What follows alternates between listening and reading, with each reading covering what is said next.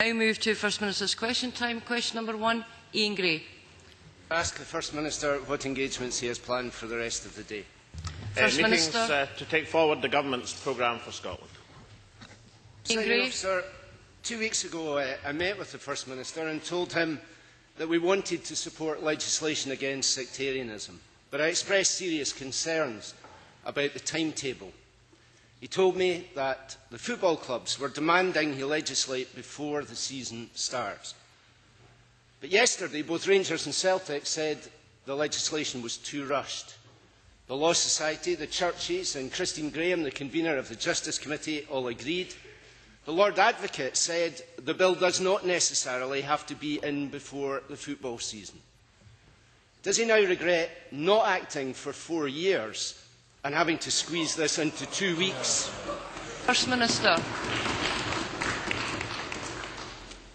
With permission, Presiding Officer, I listened this morning to the comments that were made across the Chamber, and I always listen to the partners that we have in an enterprise to try and eliminate sectarianism on displays from Scottish football. I accept, and I think everybody accepts, we have a majority in this Chamber, but we need consensus. And on this issue above all, I want consensus. I want consensus across the Chamber. I want consensus across our partner organisations. So I would ask Parliament at 12:30 if they will agree, and I hope unanimously, or near unanimously, the bill at stage 1 to allow consideration of the bill to continue. I will then propose that business managers, in consultation with the convener of the Justice Committee, discuss a new timetable for the bill, which will allow for further consideration and evidence to be taken on the bill in advance of formal consideration amendments at stage 2 at the Justice Committee. Stage 3 proceedings would then follow in the usual manner for a public bill, and the intention behind such a timetable for discussion was the bill would be passed by the end of this year. Now, if Parliament agrees to the general principles of the bill at 12:30, I will ask Bruce Crawford to initiate discussions with business managers. I hope, because what we say in this place on this issue has huge ramifications across society, that we can allow for the probability, the certainty, that each and every single one of us wants to eliminate sectarianism and sectarian displays from Scottish football. That each and every one of us wants to eliminate sectarianism from Scottish society. What we do as a Parliament and how we avoid the opportunity to attack each other from who said what when or who did what when is a very important part of that joint message. I hope that Parliament will accept there is a huge, genuine urgency in this matter, and will also accept that this Government wishes to achieve the consensus within Parliament and throughout Scottish society. Ian Gray. Thank you, Presiding Officer, and I welcome the fact that the First Minister has listened to those concerns around the timetable. It's certainly the intention on this side of the House to support the principles of this bill. I made clear that we want to support the Government in legislating against bigotry at football and indeed anywhere else. But to achieve consensus, we do have to try and get this right. And this week's examination of the bill has not helped with that. At her appearance at the Justice Committee, the Minister did struggle to clarify what actions would be caught by this legislation. Indeed, the Lord Advocate had to return to the committee yesterday in order to provide further clarification. So I would ask the First Minister, in the spirit of achieving consensus, to clarify now how actions such as singing the national anthem or blessing yourself could be considered a crime under this legislation. First Minister. In terms of what I advise Ian Gray to do is to look at both the words of the Minister and the Lord Advocate, who was making his first appearance before the committee.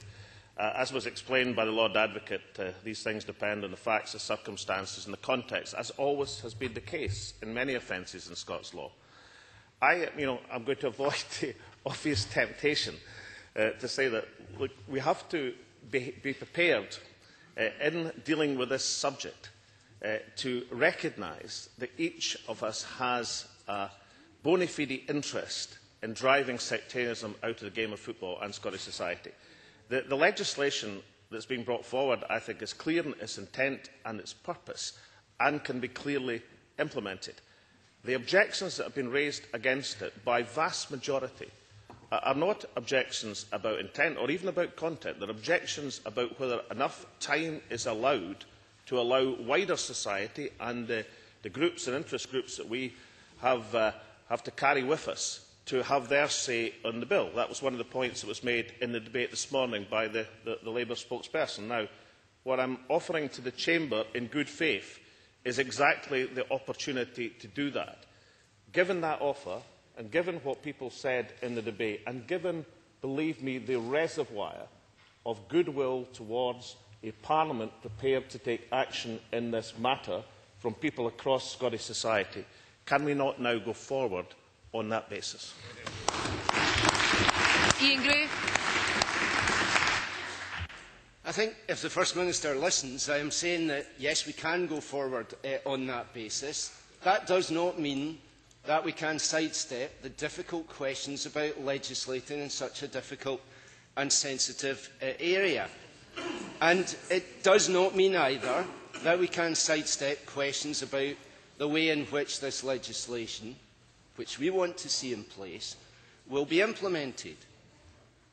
There have been concerns raised not only about the timescale this week, but also, for example, about resourcing the implementation of this legislation. Les Gray of the Police Federation has said that he supports the legislation, but that it will not work without resources, and that the financial memorandum attached to the bill is not enough.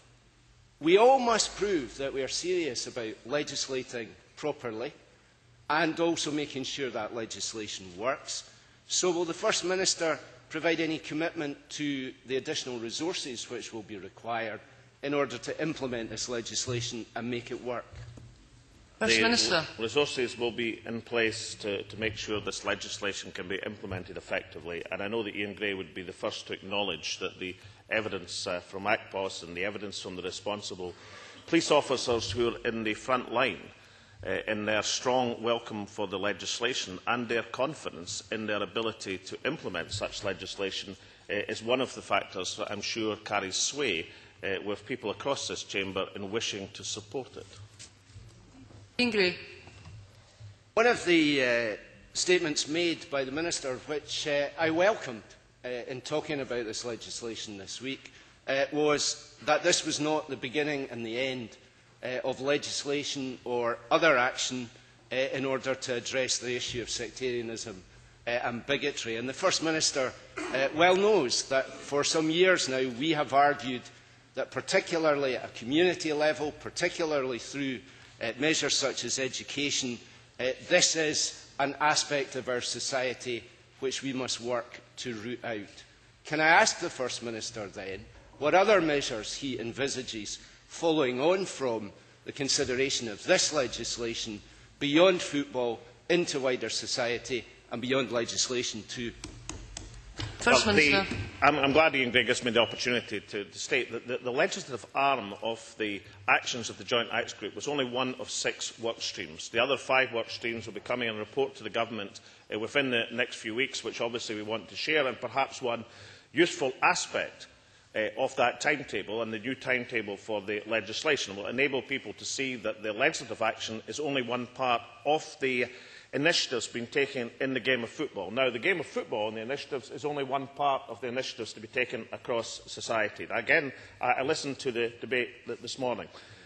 The support for community-based organisations working against sectarianism has been greater in the last few years than ever before. In financial terms, over the last 4 years, a budget of £224,000 has become a budget of £525,000. I noticed, I think it was John Park, who said he'd come across the organisation Show Bigotry the Red Card. Both Ian Gray and myself, of course, attended the launch of that organisation, but perhaps more importantly, their funding stream for that valuable work in this coming year is £120,000. That organisation is coming to the attention of members and wider society in football because it is one of the many groups that are being funded by the government at the present moment. So the community initiatives, the educational initiatives, the particular organisational initiatives will continue to be supported in coordinated fashion. But I am grateful to Ian Gray for giving me the opportunity to point out that the legislative arm is only one part of the football initiatives and how we drive this evil out of the game of football. And I do think, and I listened to every aspect of the debate, I spoke to many of our stakeholders whose urgency in this matter and whose support of this matter is absolute in terms of their determination. And I hope and believe and take people at their word that by making this timetable available for fuller consideration, we will be able to carry this Parliament unanimously and together exercise and drive this blight from our game of football and from our country. Question number 2, Annabel Goldie. To ask the First Minister when he will next meet the Secretary of State for Scotland. First Minister. On Saturday, alongside the Prime Minister, the Secretary of State for Defence, when the Duke of Rossi takes the salute at the Armed Forces and Veterans Parade, which forms part of the celebrations for Armed Forces Day. Annabel Goldie. Presiding Officer, we all agree that we must deal with sectarianism. It is vile, odious and utterly unacceptable, and the imperative of this majority Scottish Government is to get this bill right. So I welcome the common sense which has broken out and the recognition by the Scottish Government for a longer timetable. And I am not often given to praising the First Minister, but I think he has shown maturity in accepting his government had not got this right, and I would say to him, well done for accepting that and putting this onto a much more realistic footing. Now, it does seem, Presiding Officer, that under the bill as currently drafted, there are circumstances where making the sign of the cross or singing the national anthem could constitute a crime. And within the bill, criteria range widely from hatred, behaviour that is threatening or offensive, to behaviour likely to incite public disorder. So can the First Minister confirm that with the new timetable, the Scottish Government will look at whether the criteria in this bill is consistent with previous legislation, and now we have a more extensive consultation process possible, will the Scottish Government consider if the criteria as currently listed are adequate? First Minister. I believe the criteria are adequate. I think that anyone who listened and saw the Lord Advocate explain exactly these points before the committee yesterday would be fully satisfied that the nature of the bill is well within the tradition of Scots law. It does depend on facts, circumstances and context. Some of the stories that have been running this week have no basis in reality in that sense.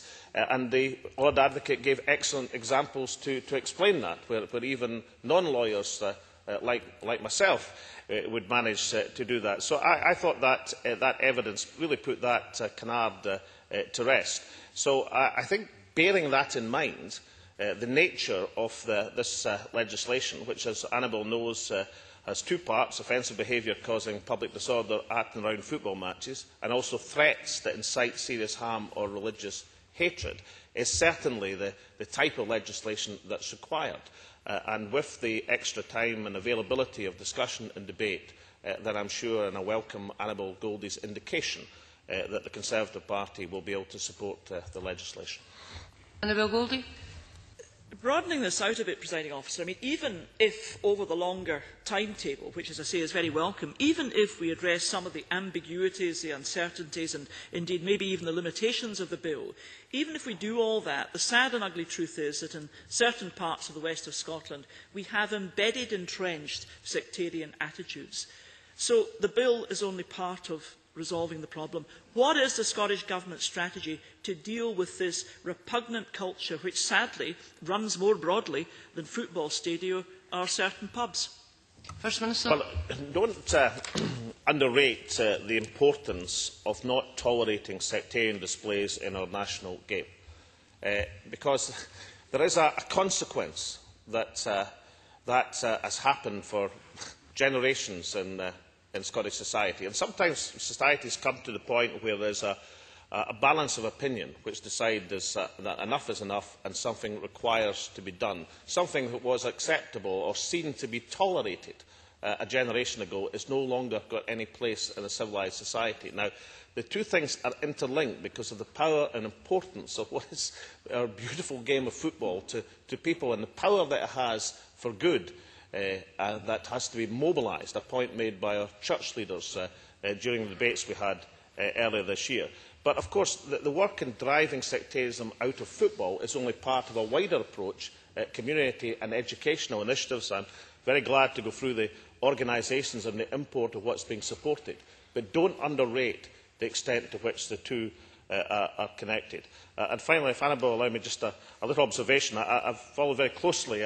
I was rather unfortunate last week if I contributed to the sacking of Paul McBride QC as an adviser to the Conservative Party. I did not mean to do so, but I have been following very closely what Mr McBride has had to say about this legislation, because clearly as an advocate with huge experience in Scots law, his support for the legislation as being fully in the traditions of Scots law and the necessity has been one of the powerful voices arguing for action, and action as quickly as possible.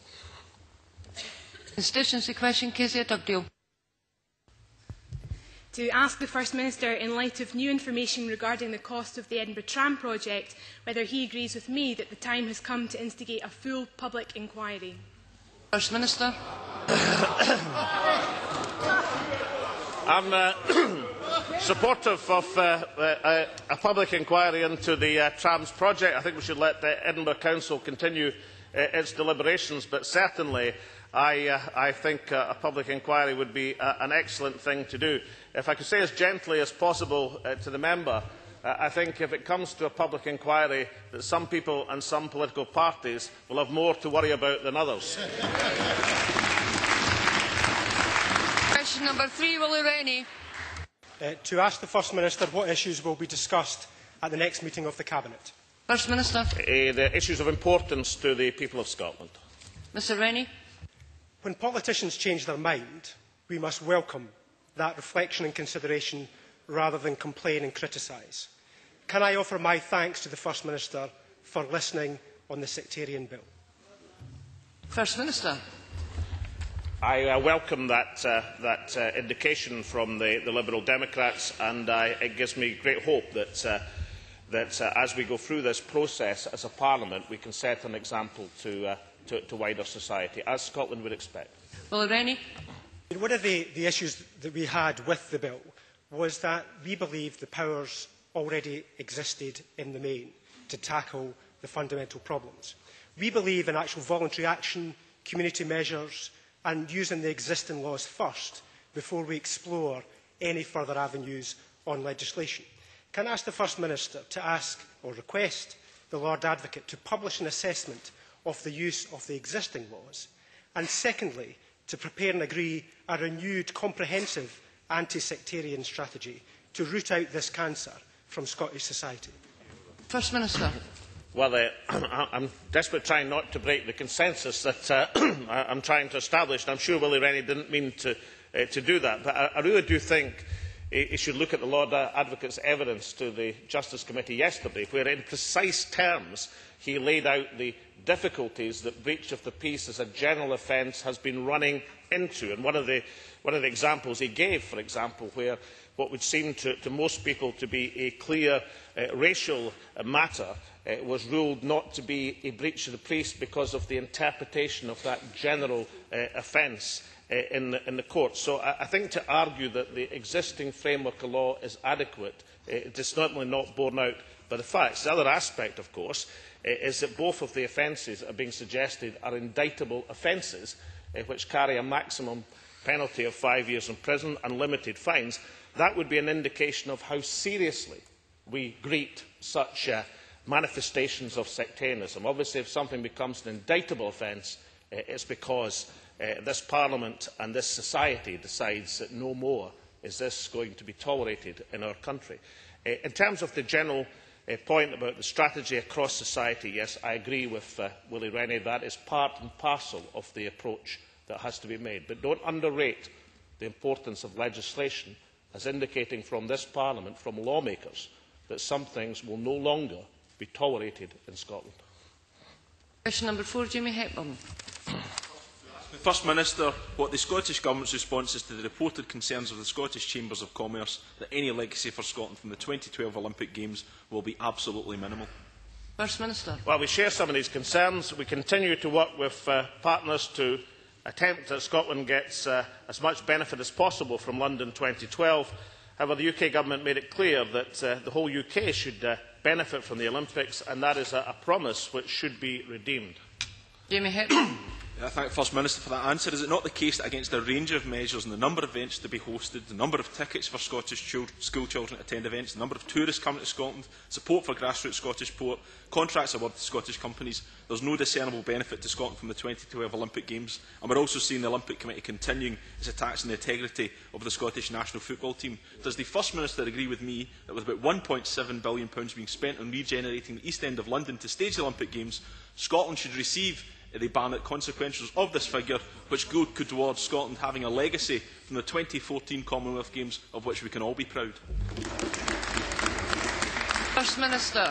Well, Jamie Hepburn draws attention to a very important aspect, and this is something, incidentally, which is shared absolutely by the administrations of Wales and Northern Ireland, as we have put in a joint submission arguing exactly this point. And the point is this, that there has been a substantial expenditure on sporting facilities in London, of which is perfectly acceptable. That is what should happen when a major international games come. But much of the expenditure, a great deal of the expenditure, has been on transport and regeneration in London, specifically on these matters and not on the games themselves. If that argument is accepted, then that expenditure should have been barnetable according to the Treasury funding formula. Now, until recently, there was a question mark about whether that expenditure was truly necessary for the Games. But Sebastian Coe, the Chief Executive of the Organising Committee, has said very recently, quote, the Olympics is not a £9.3 billion sporting project. 75 pence in every pound will be spent in going into the regeneration of London. Now, let me be quite clear. Wales, Northern Ireland and Scotland believe that regeneration spending in London is a good thing. But it is also right and proper that that expenditure, under the current funding rules, should have been barneted and an appropriate share to the 3 other nations in these islands. Very briefly, Margaret MacDonald. Thank you, Presiding Officer. The First Minister might recall that the cross-party group in sport warned about the loss to Scottish community sport that would occur because of the Olympic Games. So I heartily back his efforts to claw back some of that money. But can I also ask him to take account of the legacy that there will be for Scottish sport if they have their way as regards the football team? And can he add his support to the SFA in advising young footballers that it wouldn't be a clever move for them to play in a British team? First Minister. I give my total support to the Scottish Football Association in this matter.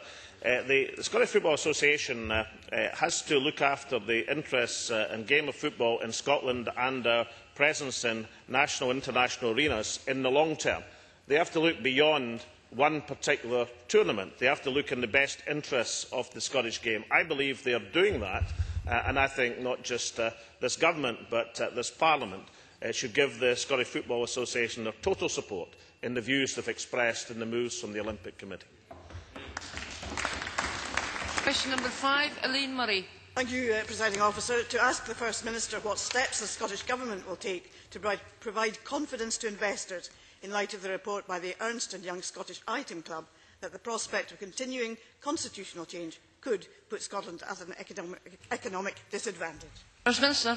Well, I know that Elaine Murray will be very first to recognise the Ernst & Young Direct Investment Report 2011, which has just identified Scotland as the prime location measured by employment creation for direct inward investment. I am sure that Elaine Murray will be the very first to welcome that Ernst & Young report, and I hope that she acknowledges that the Government and its policies might have had some small part in that wonderful success. Elaine Murray. Indeed, First Minister, the Ernst & Young report is extremely interesting. It points out, for example, that the public sector in Scotland began to cut jobs well before overall public spending constraints were introduced. It's a very interesting report indeed. But if we can get back to the economic... If you would, and go for a question, Ms Murray. Yes, I will go for a question. The item report identifies business investment as the key driver for growth. And so, for the sake of the Scottish economy, investment and employment in Scotland, will he act to reduce uncertainty and increase confidence through the early introduction of a referendum bill? A promise delivered early is not a promise broken. So will he include the referendum bill in his... Can we hear the member, please? On the legislative programme in September. First Minister. Well, maybe I can help Elaine Murray, because I've actually got the exact quote from Ernst & Young, which I've read, and I'm afraid it's not as Elaine Murray's been representing it. I'll just read it out, so there's no doubt about it. What it actually says is supporters of the status quo, that's like Elaine Murray, will point to the damage and uncertainty taxation affordability of self-funding measures might do to mobile investment. And then the next sentence says, however, those in favour of change will offer the better stewardship of Scottish affairs, if it can be delivered, will act as a stimulus to confidence and growth. Elaine Murray, she's a supporter of the status quo, and she has that in common with English Conservative MPs who I saw at Scottish Questions yesterday, making exactly the same point. Many of us are in favour of the second argument, that will act as a stimulus to confidence and growth. Gavin Brown, very briefly. Thank you, Presiding Officer. What is the Scottish Government's view of the Item Club report's outlook for employees in the manufacturing sector? First Minister. Well, the Item Club had a number of key indications in the report. They projected what they regarded as a contraction in public sector employment. But one of the things they pointed to, of course, was that private sector employment over the last year had substantially outgrown the fall in public sector employment. Now, there is no complacency on the part of this government about that, because this government has made its views clear as recently as last week to the Treasury Ministers about the wisdom or otherwise of their policies. But there is no question that the 40,000 additional jobs in the private sector in Scotland over the last year, the 10% rise in construction, the 6% rise in financial and business services, gives us substantial hope that the vibrancy of the Scottish economy will be able to withstand, at least in part, the harsh budget cutbacks of the government he supports at Westminster. Question number 6, Kenneth Gibson. To ask the First Minister what economic benefits will be delivered to Glasgow in the west of Scotland by the opening of the M74 Northern Extension. First Minister. The M74 extension will open next week, 28th June, 8 months ahead of schedule, on course to be almost £20 million under budget. At its peak, construction of the road sustained 900 construction jobs between 2008 and earlier this year. It will provide improved access to the economic, employment, educational opportunities for the people of Glasgow and across Scotland. The M74 completion was a major factor in attracting two major developers to invest in Clyde Gateway's east side, which will bring another 700 jobs to the city of Glasgow. Kenneth Gibson. I thank the First Minister for his answer and for ensuring this vital strategic road is built ahead of schedule and under budget. The Complete to Compete group, led by Glasgow Chamber of Commerce and including Scottish Enterprise, Renfrewshire Chamber, the CBI and others, predict that at least £1.5 billion will be invested over 2 decades following the opening of this road, primarily in manufacturing. Can the First Minister say how many jobs he anticipates will be created as a result of the M74's completion to benefit families and communities such as those in North Ayrshire, Renfrewshire and Inverclyde? First Minister. I thank Ken Gibson for his question. The journey times improvement will be significant. Congestion in the M8 will be reduced by taking approximately 20,000 vehicles off the route between Charing Cross and Baillieston. And as I said in the answer to the first question, the M74 was a major factor in attracting direct jobs to Glasgow. However, I should point out that a study commissioned by Scottish Enterprise said that completion of the M74 could create development opportunities capable of supporting over 20,000 jobs over a 20-year period following completion of the road. Isn't it a good thing that one of the first acts of this administration in taking office 4 years ago was to do what hadn't been done for an entire generation and complete this vital road link for Glasgow and the west of Scotland. I will now put the questions on the Stage 1 debate and the financial resolution for the offensive behaviour at football and threatening communications Scotland Bill. The first question is that motion 357 in the name of Kenny McCaskill on the offensive behaviour at football and threatening communications Scotland Bill be agreed to. Are we all agreed? Yes. The Parliament is not agreed, therefore we will move to a vote. Members should cast their vote now.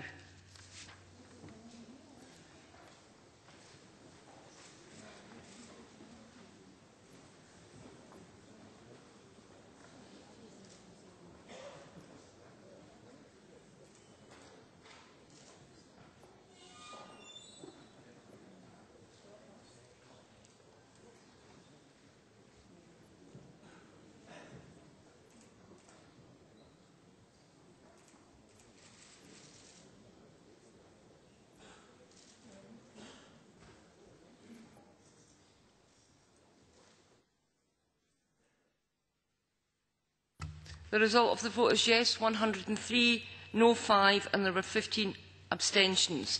The motion is therefore carried. The next question is at motion number 383 in the name of John Swinney on the financial resolution for the offensive behaviour at football and threatening communications Scotland Bill be agreed to. Are we all agreed? Yes. We are agreed.